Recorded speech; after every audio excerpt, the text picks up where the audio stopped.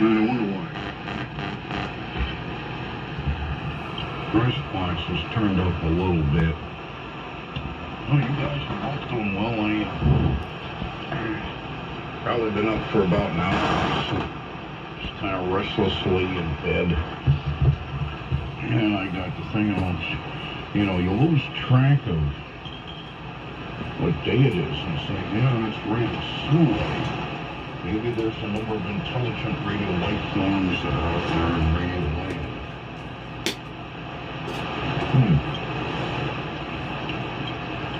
The first thing I generally do is check out 75, and there's the usual group gathering from all over the South, and quite a few of them are VPW, very pissed weak.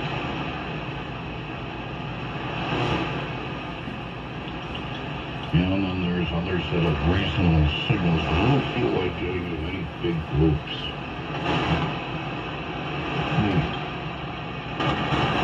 Usually there's a Sunday morning group that honors one W1GUD that, you know, becomes a net, large proportions, and it's one thing during the day when I'm busy working on something. It's another thing if I feel like settling in and playing some ham radio.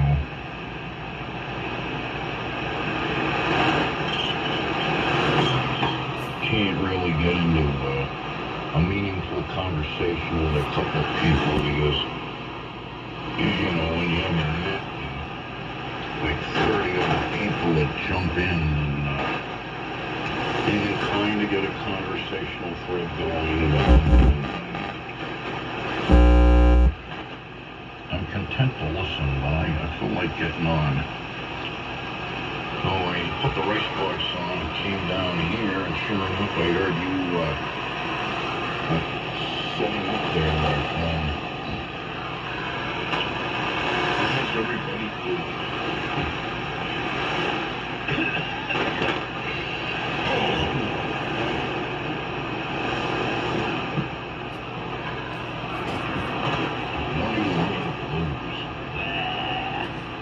N1SNG, I hear this junk this morning from WA1HLR.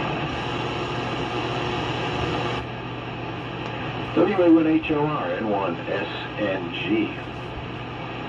Ah, yes. Fine business, old man. We picked 20 to 30 over here this morning on the R398.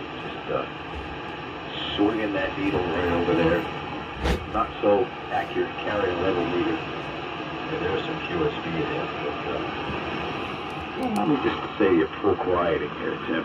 Beautiful signal.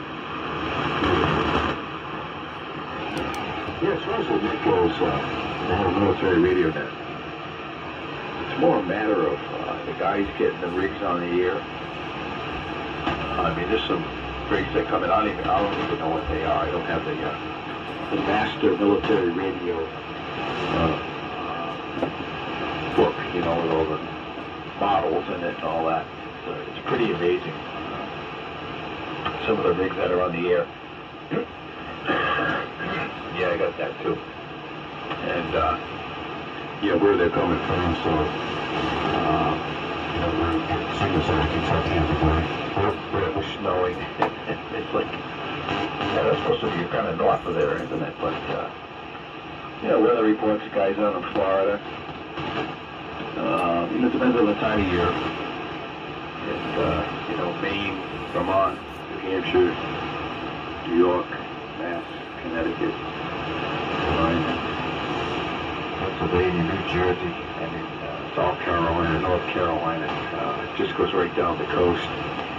And then kind of fans out into the, you know, the Midwest, and, Ohio station, and up in Michigan. So it's a pretty good following. And you know, they might check in and then that's it. They're gone and so on. But sometimes they come back. And then, you know, you need auxiliary net control officers out there. You know, the guys that, you know, can hear them a lot better and then just relay the call to check in and then, you know, get them on the list and so on. And I get W3PWW a lot of work, a lot of credit, you know, for keeping some law and order, you know, on the NORAD net. And as far as I know, Perry, I think he's doing okay. The last report that I heard, he was waiting for a procedure, and he was kind of resting. Haven't heard anything in a few weeks. I know he was scheduled for some surgery or procedure after the first year, so we don't really know what's going on, but hopefully he's doing well. You know, he's got a good footprint too for the net down in Pennsylvania, and he really captures a lot of the stations from all different angles. You know, and a big T368 that he has there. So I appreciate his dedication and commitment to the net there. I can get on when I'm not working Saturday, and for somebody else to jump in, so we can keep keep these nets going and get in some AM. And it's, you know, a lot of people check in and well, I don't have a military radio and all. It's not about that. It's just having interest in AM radio and you know, some military background possibly. A lot of you know, military vets will check in and so on and so on. It's a little patriotic thing, but do enjoy it. Meet a lot of nice people. So, but anyway, I'll get it right over to you, Mary. And yeah, with the weather too, it must get pretty messy when some of them cars come in. You know, all the slush and stuff. I don't know if you have a decontamination car wash or something there, but must get pretty nasty. W3MMR, N1SNG. Good morning, Alpha Juliet 1 Hey, Chris. Good morning. Hold on. I don't know where I put my coffee. God damn it. I'm over here, like, ripping the shack apart. And I don't know where I put my coffee. That's horrible. You cannot misplace your coffee. And I did. Anyway, I'm trying to get the AL80B in line because it's got 160 on it. And use that, take the Henrietta line for a little bit and put the AL80B in line. I just have to sort through, like, a lot of LMR 400. All my jumpers are all LMR 400 Ultraflex. And when I was younger, I thought that, like, every jumper had to be half wavelength of coax. So I have, like, 15-foot pieces of LMR 400 jumpers in my shack and lots. Like, I obviously wanted to use them, so I have a lot of them. So now I have, like, so much extra coax behind my desk. All, you know, some of it's looped up, some of it's not. It all depends on how I was feeling that day. So that's what I was doing when I was listening to both of you guys, both of your transmissions there. So great. Yeah, 5 a.m. on a Sunday, I'm ripping the shack apart. The working life. Anyway, yeah, Tim, I don't get in with the group on 80 in the morning anymore because of how many breakers there are. I'll just be honest about it. I used to get in there every morning, bright and early, bushy-tailed, a 75-meter AM every single morning. But it got to the point where you had to get in there at 4:30 in the morning if you wanted to only have a QSO with 3 or 4 guys like we have here, or you got in there later, and every time somebody would unkey, 2 or 3 other people would break in. I mean, it's cool. If that's what you like, that's awesome. That's what's great about this hobby. There's a million things that you can do and a million things that you can be into. But I'm into smaller groups like you, Timmy. You know, I don't want to have to sit around and wait 3 hours to make a transmission. I'm trying to wake up in the morning and drink my coffee and talk to my friends and, you know, I make one you know, 5-minute transmission, and then I'm waiting around for an hour and a half to make another one. I'm already half asleep, or I got to go to work, you know, because I don't have much time for operating in the morning, like I said, unless I get up super early. So, but that's their thing, man. That's awesome. God bless them. And it is good still getting in with, you know, Kevin, KK4GZQ, you know, and some of them other guys are very enjoyable to talk to. And real quick, Glenn, you mentioned about the snow. I try to get as much snow and slush that I can get off the vehicles, you know, before I bring them in. But that's for cars that have been sitting there since it snowed. A lot of people bring their cars in from just driving them off the road, and they've cleared them off themselves, and that leaves everything underneath. And all that sludge that gathers behind the tires, on the wheel wells, and those will fall off. I've had one of those land on me before. It landed right on my back. I was leaning down doing something, and it fell, and it came right down on my back. Didn't hurt or anything, but it's just more of a coincidental type thing. But, yep. Yeah, and getting drips all the time. It always seems like the car will drip, and it's when it's raining too. It goes right down the back of your shirt, or right in your ear, right on your face. The worst possible spots, man. So that's what I got to deal with in the wintertime working on automobiles. Up to you, Chris. Here it comes, and then it's going to go up to Timmy. WA1HLR. AJ1G with N1SNG and WA1HLR. This is W3MMR on the DX100. Hey, good morning, Perry. W3MMR, N1SNG. Good morning, Glenn, and good morning, Tim. Chris, AJ1G down here on the winter will set in. A few garages up here specialize in one of the trademarks is fluid film, which is a wax-based undercoating which does not have the environmental impact of spraying the undercarriage with all the crankcase oil and then having it slowly leach out over the winter season on the highways and byways of our land. So it cost me $150. Every year I do have all the vehicles done. Only have one vehicle done, and that's the RAV4, and that was recently. So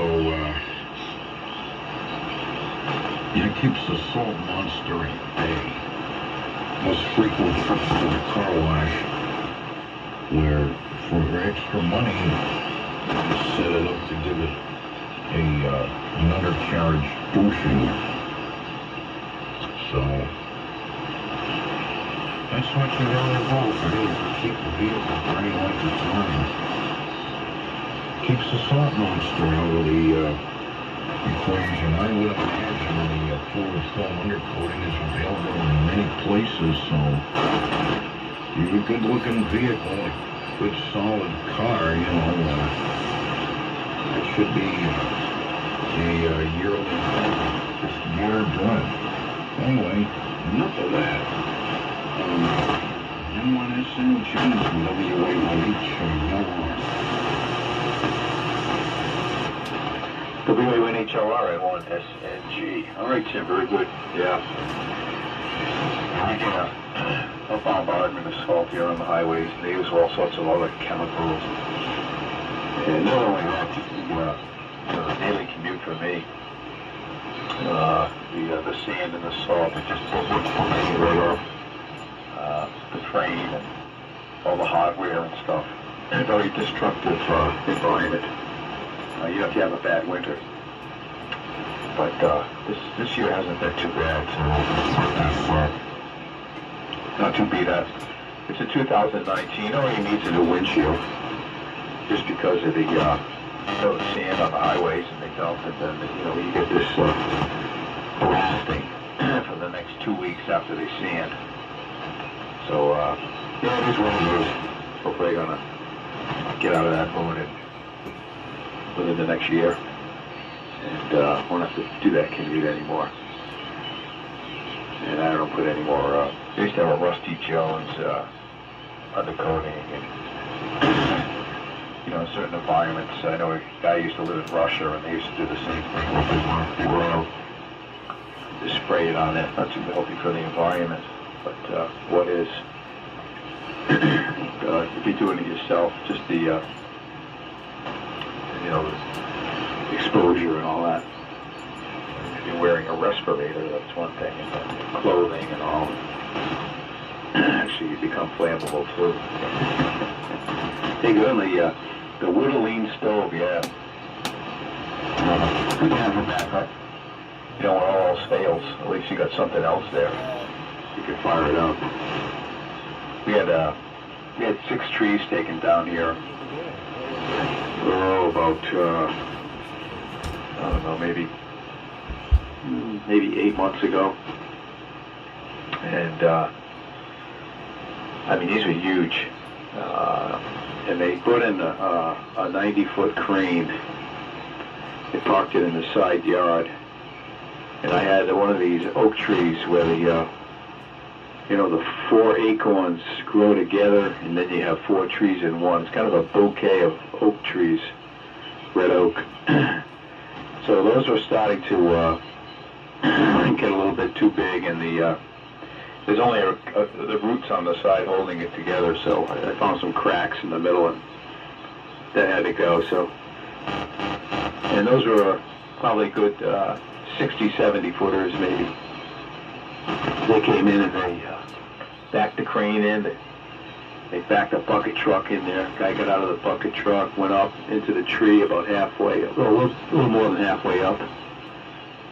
And the crane came in, dropped a sling, tied up the top half of the tree, came back down with the bucket truck, and he cut the tree in half. The 90-foot crane there, picked that up, went over another tree in the backyard, went over the top of the house, went over the power lines, and then just dropped it down in the stream where the cutting crew was. And they had a bobcat with a big lobster claw on it. And we pull it back as it dropped down into the street, and they put a huge chipper too. They were taking good 10, 12-inch logs and putting them in. So they asked me if I wanted all the wood, and I'm saying, no, that's for a young guy to do. I used to do that, but I bought everything cut straight delivered now. And that used up a lot of time for me. But picking almost the whole tree up and bringing it over. It was just amazing. You got some visual pictures. Beautiful big growth. Jerry digger. It was like 6 miles per hour articulating steering, and of course it made a mess of the lawn. But anyway, so they took down those 4 oak trees, and then they took down 2 huge ones in the front, the same way, and $2,600. The first crew I bought was $6,000. So these guys came in, and it was 96 degrees on the floor.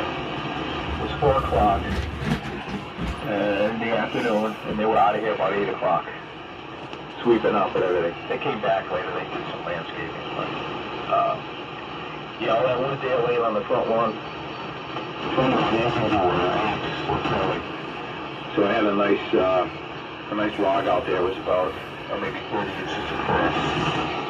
And I was able to get the big Husqvarna into that, put a new chain on it, and I cut them off like 4 slices, about 4 inches thick. And he came over and got those.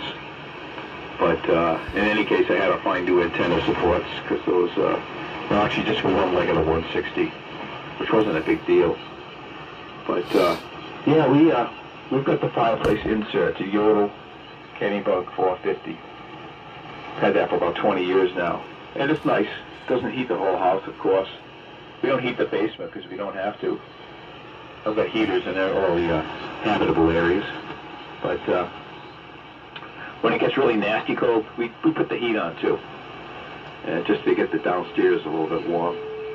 Don't want the pipes to freeze. But yeah, I'm taking care of the vehicles, making them last. And of course, my Jeep that I have here, I picked up a 1975 Jeep. It only had 10,000 miles on it. All original. Had the factory plastic still on the seat belts and on the seat in the back, and this thing was like like they drove it off the showroom and then they parked it outside for 30 years. And the guy had it all undercoated. But he put these foam-backed rugs in it, and caused the water get into it, and it rotted from the inside out. Real shame there. So, yeah, you want to see rust. I had to get a new body for it, a new frame, and it was pretty scary. Hey, it went for $200. It's still in the garage somewhere. Someday I'll go back there and find it. But anyway, over to you, Perry. W3MMR N1SNG. Oh, my coffee! 10 years are probably bleeding. Maybe today that'll be the project. You put the antenna switching into the TR relay on the NX-100, which I don't have set up right now. So I'm not quite tuned up. Found it. No. Okay. That should be about right. Oh, I'm off the monitor here. Yeah, I've been trying to work the AWA Link Kundal CW contest, but there's not a lot of people around that work the Grand Total Defense Station last night. And one of them, Kilo 3 Alpha, was running a 5-watt 1929 Hartley, or 10 watts. He said he could run 5 watts down in Delaware. He was tearing up the band. It was pretty loud down there on this band here. I was down on 1820.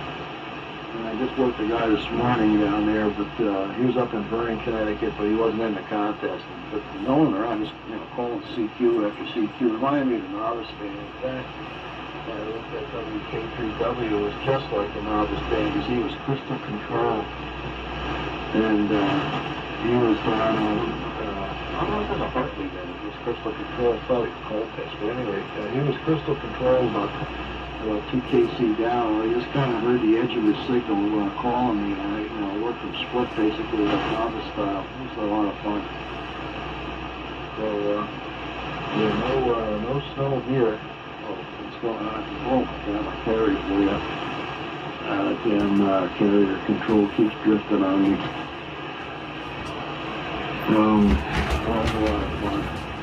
Yeah, no snow here. It's cold. It's been cold out. I'm doing, I want to do some yard stuff. It's just too damn cold. So I cleaned the car out yesterday. Packing the old sand and everything else. It was just too freaking cold. And I was just doing radio projects and stuff like that. So up to you, Tim. WA1HLR group AJ1G. Okay, Chris, good morning to you. Geez. Yeah, you're doing all right, all things concerned. And I was wondering what you were on, because the audio, as usual, with that 28 is quite mushy. Doesn't have any punch to it.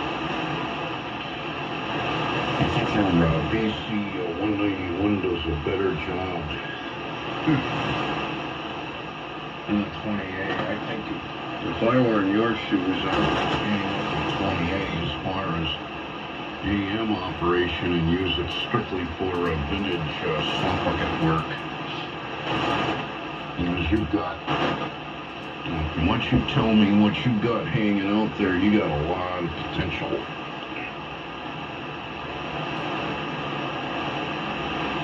Yeah, you have a lot of potential there. And they were telling me you got a TCM and other stuff. Yeah, the TCM fixed up with good audio going into it. A friend of mine had one many years ago. It was fantastic, just fed low impedance audio directly into the primary of the carbonium microphonium input transformer. Using the suppressor grid modulation, you can tweak it up and get a good solid 100 watts out of it on RAM. And then that is a dedicated 160 meter station, for instance. You know, so I kind of have been contemplating the gold chunk is maybe changing out the coils, and I have to make up a couple of them and put it down on 160 here and just leave it. I like using it on 75, so there it stays. I have been using the Viking 1.5, which is somewhat more power, but you know, push the torque relay system and it quit working. And that involves the modulator, the Gold King 500 modulator, and you know, that worked, and I never frigged with it. And over a period of years, a little push the torque and master control relay stopped functioning, so I gotta flip the front panel switch on the transmitter to go into the transmit mode. And I don't like doing that. Even though it's right here, I reach down, flip the switch. I like just laying back in my semi-lazy bastard recliner and hit another transmit switch, or I gotta rig up the handheld push-to-torque switch. And Perry, I will understand the situation I was working on the rope. You know, if I'm up early, I'll get in if it's towards the end there. Kevin generally has got a good signal. He's one of the more signals. He and Dan KD4UMU, and not quite as strong as Bob K4BKC and Charlie K3FNY. No, K4FNY. Other than that, there's a lot of piss weavers. And it comes your way, and then there's 3 or 4 other people that break in that are piss weak and say, yeah, I don't have time for that. I guess it's one thing if you're down there and you hear everybody well, but I'm way the hell up here and they don't. Sometimes I'll slide down frequency ways. Well, you know, you get on 3875, there's a slump bucket group there, and then you have the idiots up on 78. And so sometimes I'll try a 3873 crop storm and I'll push my way in down there. But, you know, it's noisy with slump bucket garbage. Get into the pass band of my receiver, either that or I slide down to 3705. But it all depends, you know, as far as the timing and who's up and around and whatnot. Sometimes I'll be overly crowded up in the window. I'll move down to 3705 and bellow out CQs till I'm blue in the face and nobody comes back, so I'm out of it. So it's good getting in down here.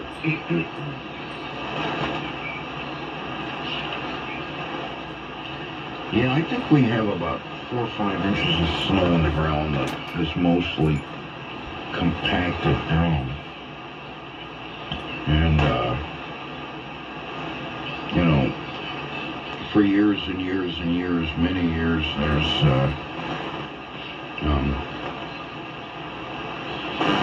trees that have just been growing out, particularly at the top of the hill.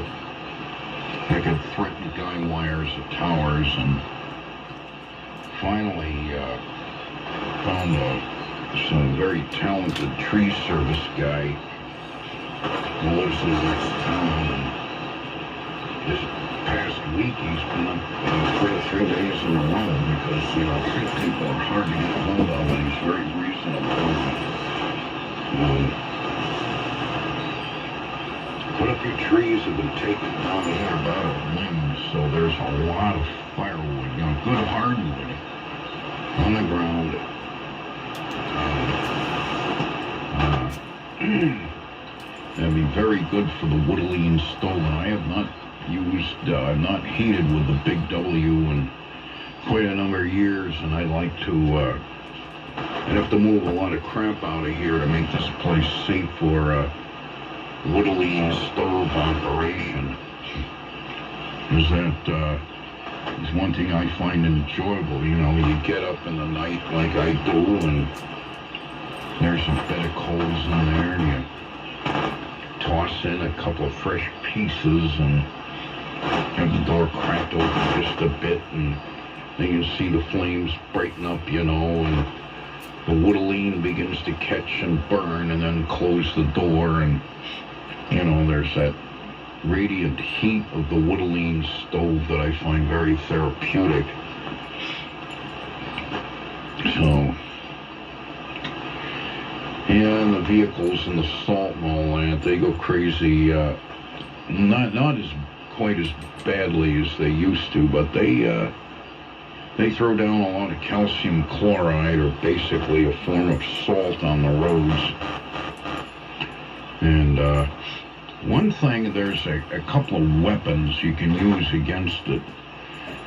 Back in the day, I used to make up what I called car dung, where you take, your used crankcase oil, your used oil, after you pull a plug and do an oil change, and some roofing tar, and you mix it up into a pea soup consistency and put it in a paint gun with a bored out nozzle and just spray it on underneath.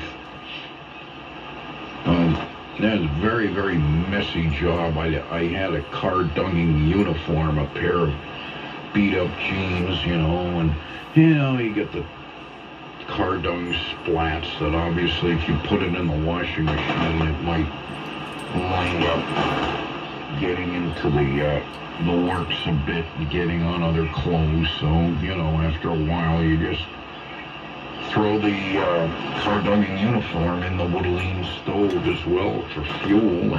That's it,